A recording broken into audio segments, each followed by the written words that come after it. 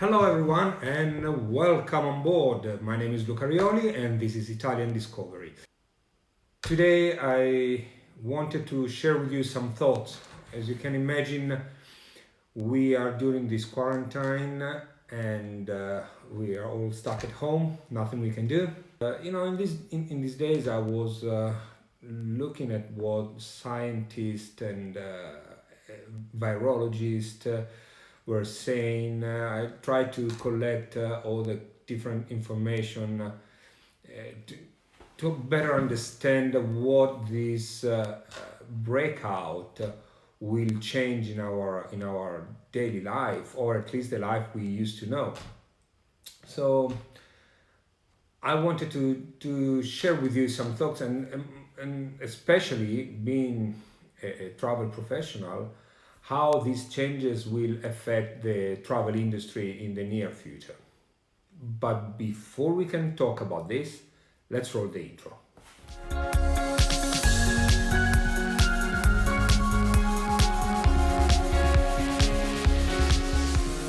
As I was saying, I've been researching during these quarantine days, and among scientists, virologists, and even politicians, it seems that there are some possible scenarios, and I'd like to see together with you which are these scenarios. So it seems that there are four different scenarios. The first one is the virus disappear. The second one, it is the virus becomes endemic. Or a third one, that the virus becomes seasonal, or even that the virus slow down but it doesn't disappear. So let's go in deep into each one of them. First scenario, the virus disappear. As probably you all know, the respiratory viruses sometimes behave like this. It has happened for the SARS, but also for the Spanish flu in 1920, when they disappear within a week without any apparent reason. It will take us some time to be certain and declare the free all, but it is obviously probably the most favorable hypothesis for all of us. Second scenario, the virus becomes endemic. Well, this is it. It could circulate widely throughout the world, living with all the human beings without giving any particular problems, behaving more or less, therefore, as already do other of the four coronavirus that are responsible, remember, for about 25% of our colds. Here too, it would take us a little while to understand that the evolution has gone in this direction, but it's a favorable, that's a hard one, but it's a favorable hypothesis because the complication given by the other four coronavirus are very limited. Of course, some of them sometimes can cause also lethal disease or a big problem, but we are talking about this generally speaking. And let's go to the third scenario. So the virus became seasonal. Now, this is where things became a little bit complicated. At the beginning, we could confuse this scenario with the first one, which is when the virus disappears, unless it continues to occur in the parts of the world with a clear association with the climatic and temperature conditions. In any case, we would see him coming back with the arrival of winter or with late autumn, and we will have to be ready. We will have to act quickly. Of course, we will already know and we will be able to distinguish the very first cases because we do now have experience. We know which are the symptoms. between the coronavirus and the seasonal influence. And now let's get back to the fourth scenario. Of course, I forgot to say that also the third scenario would be probably less favorable than the first two, but at least it will give us some time to few months maybe before it arrives again, and we will be able to study and trying to prepare a vaccine, or in any case a really effective drug. For the vaccine, I think it will not it will take longer than few months, but at least we will have this gap of time to get things forward. The first scenario is the virus slows down but doesn't disappear. So this is the probably the least likely hypothesis. If we consider every single country as a closed cluster, but it could become realistic because of this so-called return infection. This is a phenomenon that nowadays we know that we know it exists. We've seen something in China. As an example, in China in the last 10-12 days, they only had 10 cases of internal infection. But during the same period, however, there were no fewer than 450, 500 cases involving people that were coming outside of China that were positive. And of course, they had to go in quarantine. In this hypothesis, the virus do not become endemic. It's a sort of a annoying and boring traveling companion, but it will continue to provoke serious form or on a much smaller scale than today, for sure. We may have some small outbreaks all around the world. Often these will be triggered by the outbreaks described before, and this will need to be delimited immediately to avoid a major outbreak. Once again, knowing all the risk, it will be easier for us to intervene. It will be easier for us to close this, and we will know how to deal with.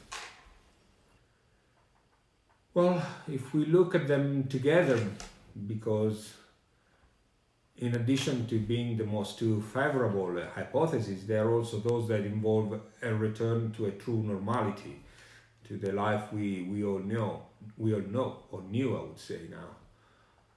There will be a phase of transition, at least some few months before we can have the certainty of a positive evolution. That is, it will take some time before the declaration that the virus officially dead, and there will be some rules to follow, but before or later we will get back to our normal life. However, the first scenario, the first one I remember is the disappearance of the virus, also could be confused with the third one when the virus became seasonal, because in order to see that what is really happened, we will have to make sure we don't see that the virus is coming back. So that means that we will have to wait in any case until November, December, and therefore we cannot distinguish at the very beginning which of the two cases will be. How this month will be? Well, definitely we can't suddenly go back to crowding parks, gardens, cinemas and restaurants like few weeks ago. There will be a gradual return to the normality, will be planned, control, or the reopening Cinema, probably yes, but within a certain distance between people. Restaurant, the same. Of course, this you can imagine will impact every single activities we were used to do together, religious function included, and also public transportation. I know that there, there was few days ago a meeting among the 100 biggest cities in the world. They were talking about this specific problem because of course also public transportation will not be the same as before. We will need to have less people.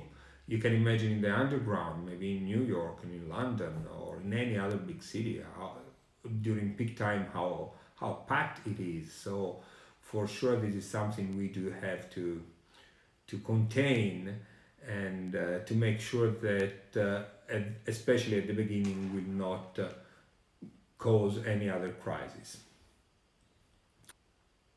This is for the regular life. When it gets to work, business, this will be different, especially when travel is going to be involved. Let's talk about it could be business travel or, in any case, also leisure travel. Imagine a businessman that has to leave from Italy and go to anywhere, Austria or United States, China, anywhere, for a 2 days, 3 days meeting or a convention. He has to fly from here to the destination. Probably he will have to stay in quarantine for 14 days. Then he will have these 2 3 days working, and then he will come back to Italy or to his country and will have to do another 2 weeks of quarantine. That means that for a 2 days business, he is forced to do 28 days, 30 days out, which is impossible. So for sure, this will change our way of traveling.